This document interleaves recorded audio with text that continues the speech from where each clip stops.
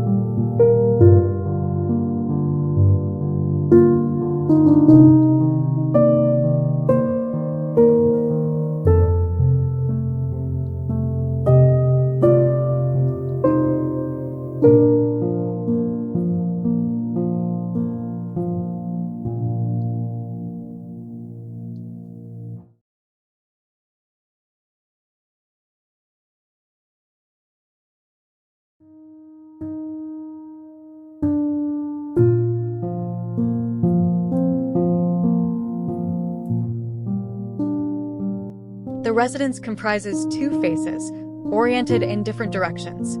The heads were oriented according to the visibility from the highway, giving an exemplary approach. It features both matte and glossy concrete finish with glass and wood combinations, along with sandwich panel roofing in 5 different natural tones arranged into stratified layers.